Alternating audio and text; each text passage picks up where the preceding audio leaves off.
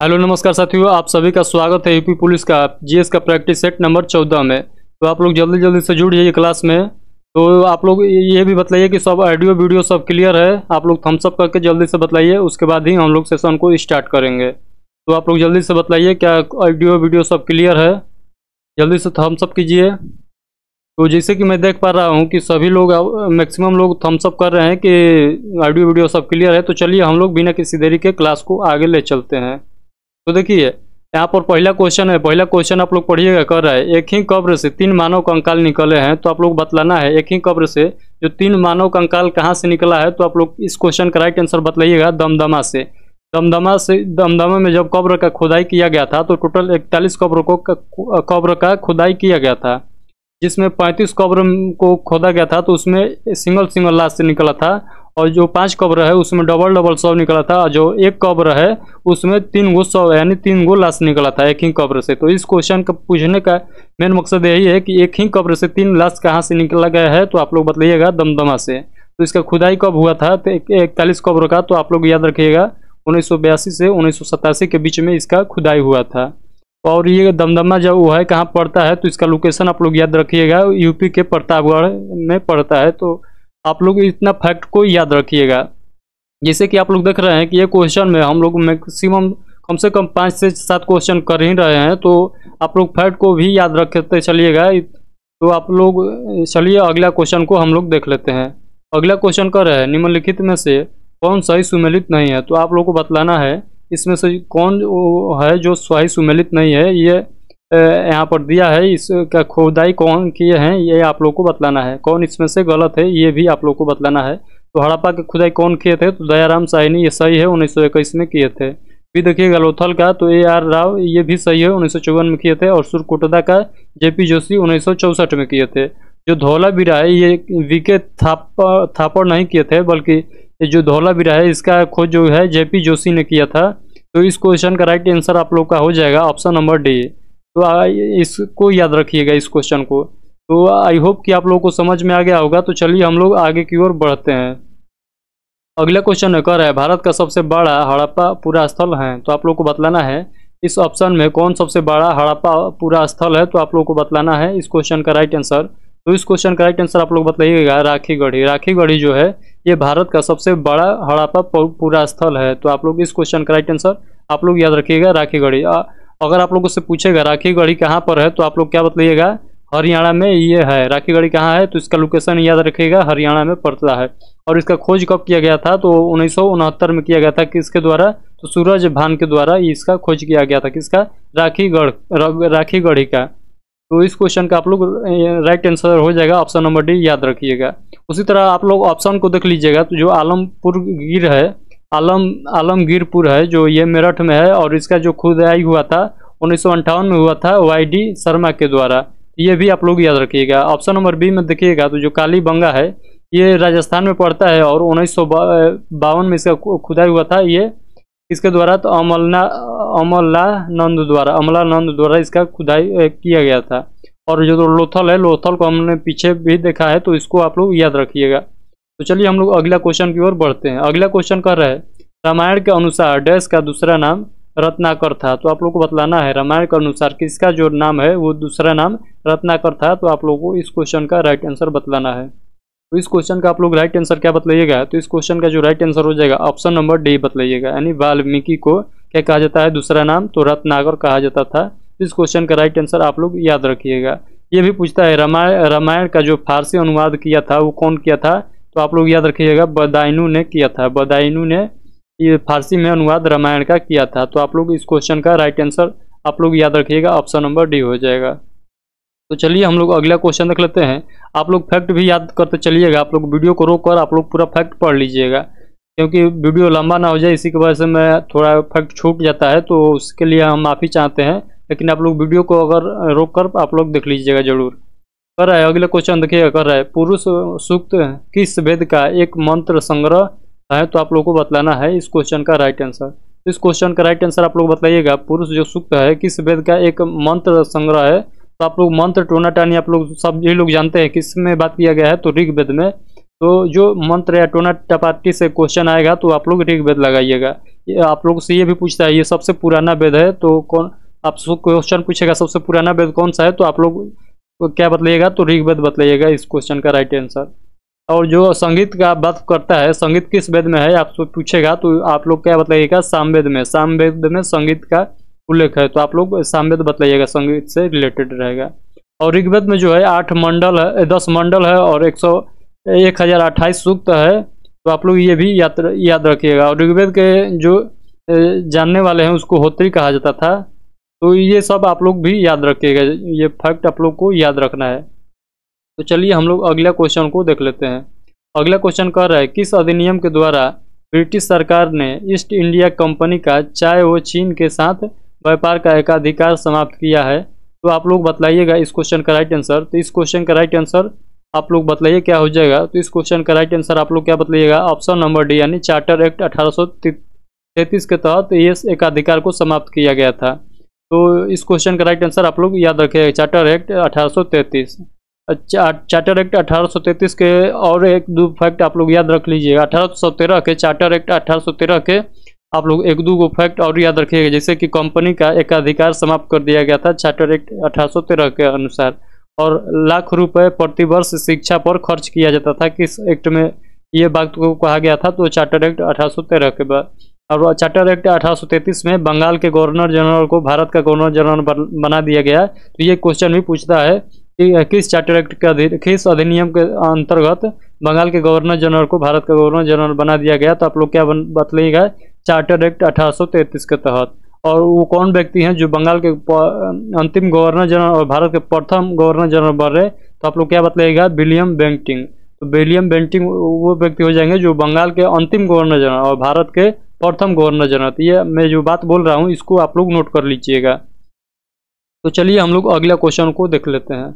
अगला क्वेश्चन कर रहा है भारतीय संविधान के राज्यों के नीति निर्देशक तत्वों को निम्न में से इस देश के संविधान से लिया गया है। तो आप लोग को बतलाना है जो राज्य के नीति निर्देशक तत्व है डीपीएसपी जो है वो किस देश के संविधान से लिया गया है। तो आप लोग सभी लोग का ये याद होगा, अगर याद नहीं है तो आप लोग क्या लगाइएगा, ऑप्शन आयरलैंड। आयरलैंड इस क्वेश्चन का राइट आंसर हो जाएगा। जो राज्य का नीति निर्देशक तत्व लिया गया है वो किस देश के संविधान से लिया गया है, तो आप लोग आयरलैंड बतलाइएगा, जिसे हम लोग डीपीएसपी भी कहते हैं। तो इसका एक दो फैक्ट है, आप लोग याद रखिएगा। तो देखिए जापान से हम लोगों ने क्या लिया है, तो विधि द्वारा स्थापित प्रकाशीय एक ऐसा चेक है जिसे बैंक अपनी सुविधा के अनुसार अदा करती है। तो ये बात को किसने कहा है, तो केटी साहब ने कहा है इस बात को। तो आप लोग यहाँ से यहाँ तक के बात को आप लोग ध्यान रखिएगा। ये जो कथन है केटी साहब के द्वारा क्या किया गया है कि डीपीएसपी एक ऐसा चेक है जिसके बैंक अपनी सुविधा के अनुसार अदा करता है। तो ये बात आप लोग से पूछ लेता है किसके द्वारा, ये कथन किसके द्वारा कहा गया है, तो आप लोग याद रखिएगा केटी साहब के द्वारा कहा गया है। चलिए हम लोग आगे देख लेते हैं। अगला क्वेश्चन है आपको कर रहा है प्रस्तावना को संविधान का परिचय पत्र किसने कहा है। तो आप लोग को बतलाना है वो कौन व्यक्ति हैं जो प्रस्तावना को संविधान का परिचय पत्र कहा है। तो आप लोग क्या बतलाइएगा, option number D, N A Palkhivala. तो एन ए पालकी वाला आप लोग ऑप्शन नंबर डी याद रखिएगा। तो आप लोग ये फैक्ट भी याद रखिएगा, जो प्रस्तावना को संविधान की आत्मा किसने कहा था, तो आप लोग क्या बतलाइएगा, ठाकुर दास भगवान। तो प्रस्तावना को संविधान की आत्मा किसने कहा था, तो आप लोग ये भी याद रखिएगा। और अनुच्छेद जो आर्टिकल 32 है इसको संविधान की आत्मा किसने कहा है, तो आप लोग क्या बतलाइएगा, भीमराव अम्बेडकर। बाबा साहेब ने किसे संविधान का आत्मा कहा है, तो आप लोग क्या कहिएगा, जो अनुच्छेद 32 है उसे कहा है। और प्रस्तावना को आत्मा कौन कहा है, तो आप लोग याद रखिएगा, ठाकुरदास भार्गव याद रखिएगा, सॉरी भार्गव, ठाकुरदास भार्गव आप लोग याद रखिएगा। तो चलिए हम लोग आगे की ओर बढ़ते हैं। अगला क्वेश्चन है कर निम्नलिखित मामलों में से किस में भारत के सर्वोच्च न्यायालय ने प्रस्तावना को भारतीय संविधान का भाग नहीं बताया है। तो आप लोग इस क्वेश्चन का राइट आंसर आप लोग बतलाइएगा क्या हो जाएगा, बेरूबारी केस के तहत नहीं बतलाया गया है। तो ऑप्शन नंबर आप लोग दी जो है ये आप लोग याद रखिएगा।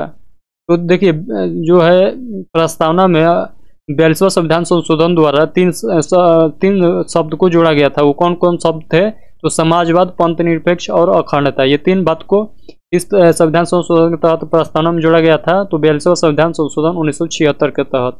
तो ये भी क्वेश्चन पूछता है कि प्रस्तावना में आज तक कितने बार संशोधन हुआ है? तो आप लोग केवल एक बार बतलाइएगा। जो 42वां संविधान संशोधन हुआ था उसी समय हुआ है, तो बस एक बार संविधान संशोधन हुआ है। किसमें? तो प्रस्तावना में। चलिए हम लोग अगला क्वेश्चन देख लेते हैं। उससे पहले मैं आप लोग को बतला देता हूँ, जो 42वां संविधान संशोधन हुआ है उसे हम लोग मिनी कॉन्स्टिट्यूशन कहते हैं, जिसे लघु संविधान हम लोग कहते हैं उसे। तो ये भी आप लोग बात याद रखिएगा। अगला क्वेश्चन देख लीजिएगा, कर रहा है वर्तमान समय में भारतीय संविधान के अंतर्गत संपत्ति का अधिकार एक है। तो आप लोग को बतलाना है जो वर्तमान समय में जो संपत्ति के अधिकार को किस नाम से जाना जाता है? तो आप लोग बतलाइएगा।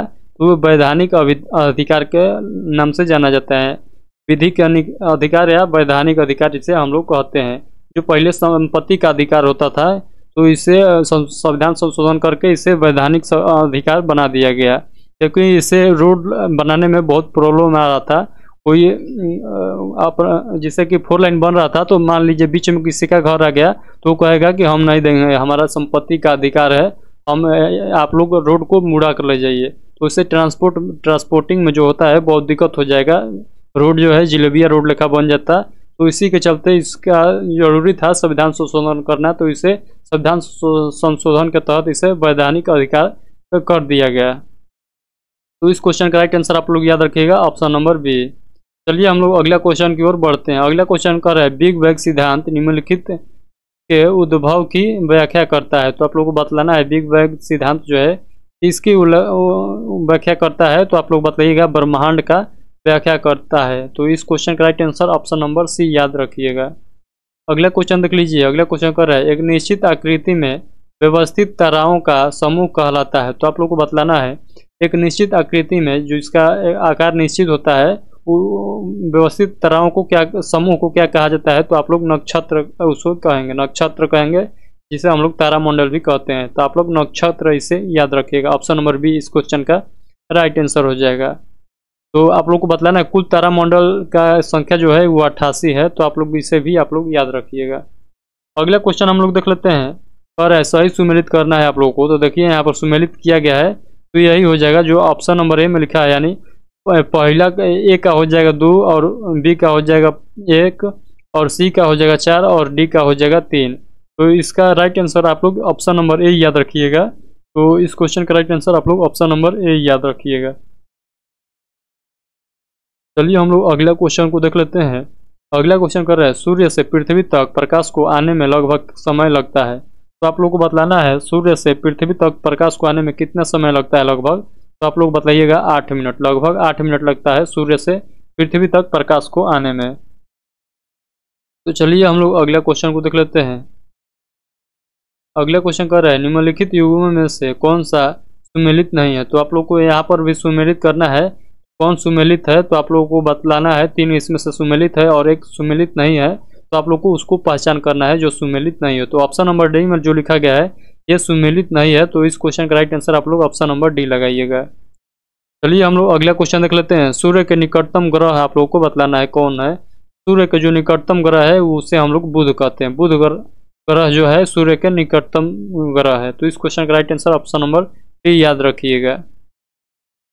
तो आप लोग यहाँ पर फैक्ट भी याद रख लीजिएगा। देखिए यहाँ पर ट्रिक है, दूरी के आधार पर ग्रह को आप लोग यहाँ पर ट्रिक के माध्यम से आप लोग यहाँ पर याद कर सकते हैं।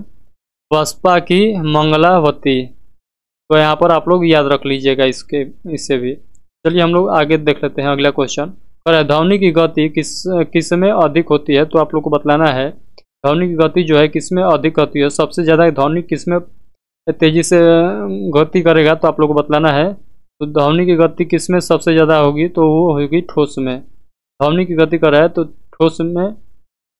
इस क्वेश्चन सॉरी 1 मिनट रुक जाइए, तो हम जांच लेते हैं। ध्वनि की गति जो है किस में अधिक होती है? तो ठोस में। राइट आंसर है ठोस में ज़्यादा हो जाएगा, क्योंकि निर्वात में ध्वनि प्रवाह नहीं कर पाता है। तो इस क्वेश्चन का right answer option number A ही हो जाएगा। तो आप लोग ऑप्शन नंबर ए याद रखिए, करेक्ट है। यहाँ पर आप लोग ये फैक्ट भी याद रख सकते हैं कि इसमें कितना चाल होता है ध्वनि का। तो आप लोग यहाँ पर देख सकते हैं। अगला क्वेश्चन है। अगला क्वेश्चन कर रहा है लैपटॉपों में लैपटॉपों यहाँ कर लीजिएगा। लैपटॉपों में LCD स्क्रीन होता है, जिसका अर्थ है, तो आप लोग को बतलाना है लैपटॉपों में जो LCD स्क्रीन होता है उसका आप लोग को बतलाना है अर्थ क्या होगा। तो उसका फुल फॉर्म आप लोग को बतलाना है LCD का। तो ये हो जाएगा लिक्विड क्रिस्टल डिस्प्ले मॉनिटर। तो इस क्वेश्चन का right answer option number B हो जाएगा। और टीवी का फुल फॉर्म पूछ लेगा तो कंप्यूटर मॉनिटर, सॉरी। तो यहाँ पर इस क्वेश्चन का राइट आंसर आप लोग इतना याद रखिएगा, ऑप्शन नंबर बी याद रखिएगा। अगला क्वेश्चन कर रहा है निम्नलिखित युग्म में से कौन एक सही सुमेलित नहीं है। तो यहाँ पर भी सुमेलित से क्वेश्चन है, तो आप लोग इस क्वेश्चन का राइट आंसर बताइए कौन इसमें सही सुमेलित नहीं है। तो इस क्वेश्चन का right answer option number B हो जाएगा, सही सुमेलित नहीं है, बी वाले। अगला क्वेश्चन है निम्नलिखित में से कौन सा सरकार की राजस्व प्राप्ति का एक उदाहरण है। तो आप लोग को बतलाना है इसमें से कौन जो है सरकार की राजस्व प्राप्ति का एक उदाहरण है। तो वो हो जाएगा GST, सरकार द्वारा संग्रहित GST। ऑप्शन नंबर सी इस क्वेश्चन का राइट आंसर हो जाएगा। आप लोगों से ये भी पूछता है जो GST है ये कब जोड़ा गया। तो आप लोग याद रखिएगा 101वां संविधान संशोधन 2016 के तहत हम लोग GST बिल को पास किया गया था। तो आप लोग याद रखिएगा। और इसे लागू कब किया गया था, तो 1 जुलाई 2017 से ये लागू है। GST जो है 1 जुलाई 17 से लागू है जो, लेकिन बिल कब आया था, मतलब बिल कब पास किया गया था, तो 101वां संविधान संशोधन द्वारा इसे पास किया गया था। और कितने प्रकार का जो है GST अभी लगाया गया है, तो आप लोग याद रखिएगा ये 4 प्रकार के GST यहाँ पर लगा हुआ है, 5%, 12%, 18% और 28%। तो ये इतना फैक्ट आप लोग याद रखिएगा। विश्व में प्रथम जो सबसे पहले GST कहाँ लागू हुआ था, तो वो फ्रांस में हुआ था। अगला क्वेश्चन देखिएगा कर है निम्नलिखित में से कौन सा भारत का सबसे पुराना जॉइंट स्कॉट बैंक है। तो आप लोग को बतलाना है इस क्वेश्चन का राइट आंसर तो कौन है। तो इलाहाबाद बैंक जो है ये पुराना जॉइंट स्कॉट बैंक है, जो इसका स्थापना कब हुआ था, तो 1865 में हुआ था। ये भी आप लोग याद रखिएगा। बैंक ऑफ बड़ौदा का आप लोग बात कर लीजिएगा तो 1806 में इसका हुआ था स्थापना। उसी तरह आप लोग यहाँ पर फैक्ट दिया है तो आप लोग पढ़ लीजिएगा। पंजाब नेशनल बैंक का स्थापना 1884 में हुआ था। अगले क्वेश्चन देख लेते हैं। अगला क्वेश्चन कर रहा है भारतीय अर्थव्यवस्था में बैंक दर डैश द्वारा निर्धारित की जाती है। तो भारतीय अर्थव्यवस्था में बैंक दर किसके द्वारा निर्धारित की जाती है, तो वो RBI के द्वारा। तो RBI के जो स्थापना है आप लोग उससे पूछ सकता है, तो 1935 में आप लोग याद रखिएगा। और जो भारत के वित्त मंत्रालय के जो मंत्री है वो कौन है, तो आप लोग याद रखिएगा निर्मला सीतारमण जो है भारत के वित्त मंत्रालय के मंत्री हैं। तो आप लोग इसे भी याद रखिएगा। अगला क्वेश्चन देख लीजिएगा। अगला क्वेश्चन कर रहा है भारतीय लघु उद्योग विकास बैंक जो SIDBI है, SIDBI को डैश द्वारा नियमित किया जाता है। तो SIDBI को किसके द्वारा नियमित किया जाता है, तो RBI द्वारा नियमित किया जाता है। जो SIDBI बैंक है उससे RBI नियंत्रण करता है। तो आप लोग याद रखिएगा। यहाँ पर देखिए भारतीय स्टेट बैंक का जो स्थापना पूछ ले तो 1955 बतलाइएगा, और SIDBI की स्थापना पूछ ले तो 1990 बतलाइएगा। 1990 SIDBI की स्थापना, और भारतीय स्टेट बैंक SBI की स्थापना यहाँ पर हो जाएगा 1955, और इंडियन बैंक की स्थापना 1907, और RBI की स्थापना 1935, और ICICI बैंक की स्थापना 1994। ये आप लोग याद रखिएगा इसका स्थापना। तो चलिए हम लोग अगले क्वेश्चन की ओर बढ़ते हैं। अगला क्वेश्चन कर रहा है हाल ही में उत्तर प्रदेश सरकार द्वारा आपदा की पूर्व चेतावनी के लिए राहत वाणी केंद्र की स्थापना किस जनपद में की गई है। तो आप लोग को बतलाना है राहत वाणी केंद्र की स्थापना किस जनपद में की गई है। तो आप लोग क्या बतलाइएगा, लखनऊ जनपद में, यानी लखनऊ डिस्ट्रिक्ट में। यहाँ पर इस क्वेश्चन का राइट आंसर ऑप्शन नंबर ए हो जाएगा। आप लोग इसे भी याद रखिएगा राहत वाणी केंद्र। तो ये भी आप लोग से पूछ सकता है। तो राहत वाणी केंद्र किससे संबंधित है, तो आप लोग क्या बतलाइएगा, ये आपदा से संबंधित है। अगला क्वेश्चन है, अगला क्वेश्चन नंबर 25 आप लोग पढ़िए कर रहा है भारत सरकार के केंद्रीय मंत्री जितेंद्र सिंह ने उत्तर प्रदेश के किस जनपद से ग्रामीण मधुमेह रोकथाम और नियंत्रण अभियान का शुभारंभ किया है। तो आप लोग बतलाना है किस जिले से शुभारंभ किया है, किस जनपद से शुभारंभ किया है। तो वो हो जाएगा बनारसी जनपद से, बनारसी डिस्ट्रिक्ट से। यहाँ पर राइट आंसर ऑप्शन नंबर ए हो जाएगा। जितेंद्र सिंह कौन है, तो विज्ञान एवं प्रौद्योगिकी मंत्री हैं जितेंद्र सिंह। ये भी आप लोग याद रखिएगा। अगला क्वेश्चन है कर रहा है हाल ही में सॉरी आपसे पढ़िए कर रहा है हाल ही में BUBT athlete of the year 2023 से किसे नामित किया गया है। तो आप लोग को बतलाना है तो इस क्वेश्चन का राइट आंसर हो जाएगा ऑप्शन नंबर सी यानी विराट कोहली को नामित किया गया है। चलिए हम लोग अगला क्वेश्चन देख लेते हैं।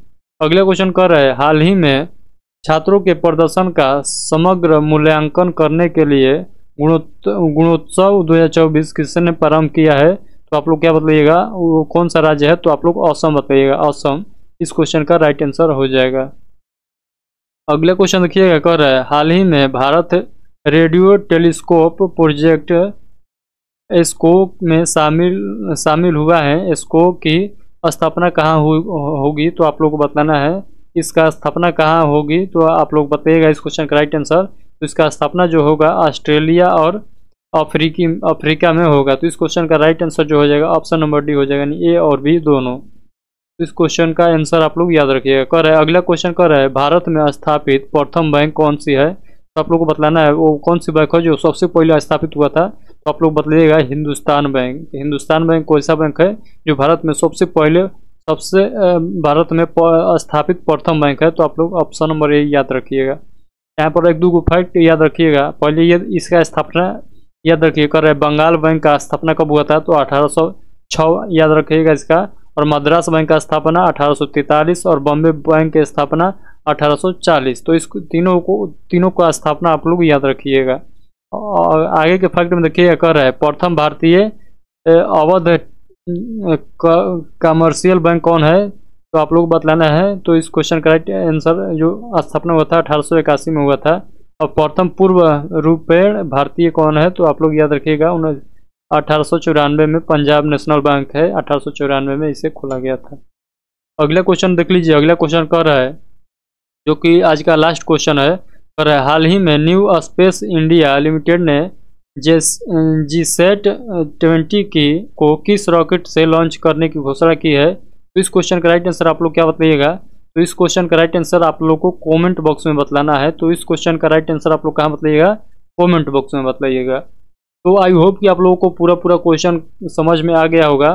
तो मैं आशा करता हूं कि आप लोगों को समझ में आ गया होगा। अगर समझ में आ रहा है तो हमारे वीडियो को लाइक ज़रूर कर दीजिएगा, क्योंकि उससे हम लोग को मोटिवेशन मिलता है आगे के वीडियो को बनाने के लिए। तो आप लोग लाइक करना नहीं भूलिएगा। अगर यहाँ तक तो आप लोग पहुँच गए हैं वीडियो देखते देखते, तो आप लोग लाइक ज़रूर करके जाइएगा।